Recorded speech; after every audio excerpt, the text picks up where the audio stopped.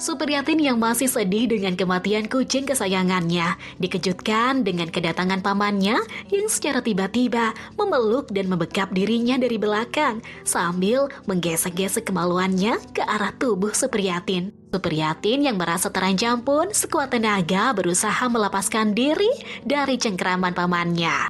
Sebilah bambu yang kebetulan ada di dekatnya langsung diarahkan dengan kuat ke bagian kepala pamannya. Ternyata perlawanan Supriyatin itu membuat pamannya menjadi emosi. Dengan keras pamannya menampar wajah Supriyatin. Tak mau dirinya menjadi korban pemerkosaan, Supriyatin langsung mendorong pamannya hingga jatuh dan dengan cepat ia melilitkan tali ke leher pamannya hingga pamannya kehabisan nafas. Namun, upaya pembelaan dirinya itu menghantarkan Supriyatin ke sel penjara. Selamat datang di channel 1000 Perkara, channel yang membahas kasus-kasus pidana berdasarkan fakta-fakta yang terungkap di sidang pengadilan. Di video kali ini, kita akan membahas kasus pembunuhan yang terjadi di Kecamatan Sukoroja, Kabupaten Banyumas pada bulan Januari 2023 silam. Pelaku pembunuhan itu bernama Supriyatin. Sedangkan yang menjadi korban adalah pamannya sendiri yang bernama Hudi. Ada 3 alasan Supriyatin sampai melakukan pembunuhan terhadap pamannya Hudi itu. Pertama, karena pamannya telah membunuh kucing kesayangannya. Kedua, pamannya telah mencuri HP miliknya. Dan ketiga, pamannya hendak memperkosa dirinya. Supriyatin adalah seorang janda berumur 43 tahun. Dengan alasan tidak ingin merepotkan keluarganya, ia lebih memilih tinggal menyendiri di sebuah gubuk kecil di desa Sukoraja Wetan, Kecamatan Sukoraja, Kabupaten Banyumas, Jawa Tengah.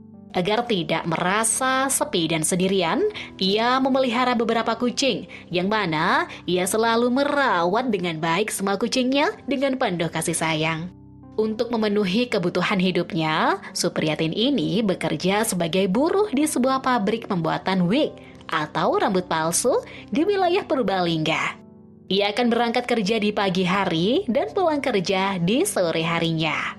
Di gubuknya, Supriyatin ini bertetangga dengan pamannya yang bernama Hudi, yang mana rumah Hudi dan gubuknya Supriyatin hanya terpisah dengan kebun pisang.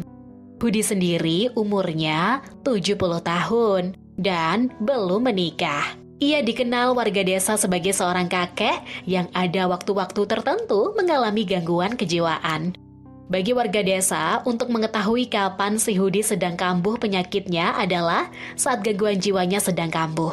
Kemana-mana Hudi akan membawa pisau dan tali. Tak hanya itu, Hudi juga akan mencuri barang-barang milik tetangganya. Namun berbeda dengan pengakuan Supriyatin. Menurut Supriyatin, pamannya itu kalau sedang kambuh, selain mencuri handphone miliknya, pamannya juga suka mencolek-colek tubuhnya. Bahkan, pamannya ini berulang-ulang kali mengajaknya berhubungan badan. Namun, dengan tegas, Supriyatin selalu menolaknya. Selain itu, Supriyatin sering mendapat perlakuan kasar dari pamannya. Beberapa kali, ia sering dipukul oleh pamannya tanpa alasan. Pada hari Sabtu tanggal 14 Januari 2023, sekitar jam 7 pagi, Supriyatin yang sedang bersiap-siap untuk pergi bekerja dikejutkan dengan kedatangan pamannya Hudi. Di tangan Hudi sudah ada sebilah bambu. Tanpa mengucapkan sepatah kata pun, Hudi memukul salah satu kucingnya Supriyatin berulang-ulang kali. Supriyatin pun hanya bisa terdiam melihat kelakuan pamannya itu. Ia merasa takut dengan pamannya itu. Setelah Hudi pulang, Supriyatin mengobati luka pada kucingnya itu. Dan kemudian ia buru-buru berangkat bekerja. Di sore hari setelah pulang bekerja, Supriyatin mendapati kucingnya sudah mati di bawah kolong meja. Ia menjadi sangat sedih. Ada juga rasa marah dan kesal yang kemudian dipendamnya. Dengan terpaksa, Supriyatin pun menguburkan kucing itu persis di belakang gubuknya. Di jam 8 malam, Supriyatin yang baru selesai makan tiba-tiba mendengar ada suara yang memanggil namanya dari arah kebun pisang. Supriyatin pun segera keluar dari gubuk. Ternyata, di dekat pohon pisang ia melihat ada pamannya Hudi yang sedang melambaikan tangannya memanggil Supriyatin. Karena khawatir ada sesuatu yang terjadi pada pamannya, Supriyatin pun datang mendekat ke pamannya. Namun, saat Supriyatin sudah berada di depan, tepat di hadapan pamannya itu, pamannya malah membuka celana dan mengeluarkan alatnya sambil menggosok-gosokkannya ke batang pohon pisang sambil berteriak mengajak Supriyatin untuk berhubungan badan. Supriyatin yang takut langsung lari. Namun, baru beberapa langkah, Hudi sudah menangkapnya dengan memeluknya dari belakang. Tak hanya itu, Hudi terus menggosok-gosok alatnya ke bagian belakang tubuh Supriyatin. Sekuat tenaga, Supriyatin mendorong Hudi. Usaha itu berhasil. Hudi terjatuh ke tanah. Pada saat itu, Hudi sempat bangun dan menampar pipinya Supriyatin. Supriyatin yang sedang merasa kesakitan melihat di dekatnya ada bambu yang tadi pagi digunakan Hudi membunuh kucingnya. Dengan cepat ia mengambil bambu itu dan langsung memukul bagian belakang kepalanya si Hudi sekuat tenaga. Ia membayar semua rasa sakit hatinya kepada pamannya itu. Ia teringat dengan perbuatan-perbuatan pamannya itu selama ini. Supriyatin mengambil tali yang dibawa pamannya. Ia melilitkan tali itu ke leher Hudi dan menarik ujung tali sekencang-kencangnya sehingga leher Hudi menjadi tercekik. Tak lama kemudian Supriyatin menjadi tersadar. Ia segera melepaskan tali yang sudah berada di leher pamannya. Ia melihat pamannya dalam keadaan sudah tidak bergerak di tanah. Awalnya Supriyatin berusaha membangunkan pamannya itu. Namun, setelah mengecek nafas, akhirnya Supriyatin sadar kalau pamannya sudah meninggal dunia. Supriyatin yang panik dan ketakutan menjadi hilang akal sehat. Ia pun yang takut harus berhadapan dengan polisi, berencana untuk menghilangkan jejak pembunuhan itu. Supriyatin menyeret jasad Hudi ke arah motornya, kemudian menaikkan dan mendudukkannya di bagian depan motor. Ia merencanakan untuk membuang jasad Hudi di Sungai Pelus Serayu yang jaraknya sekitar 8 km dari gubuknya. Supriyatin sempat masuk ke gubuknya untuk mengambil tas laundry yang mana kemudian ia gunakan untuk memasukkan jasadnya Hudi. Kemudian, di jam 10 malam, seorang diri Supriyatin mengendarai motornya sambil membawa jasad Hudi. Ia mengarahkan motornya ke arah jalan raya. Dan setelah sampai di pertigaan Gili Miring, ia belok kiri ke arah jembatan Linggamas. Saat sampai pertigaan Petir, Supriyatin membelokkan motor ke arah kanan dan berhenti tepat di atas di jembatan Sungai Pelus Serayu.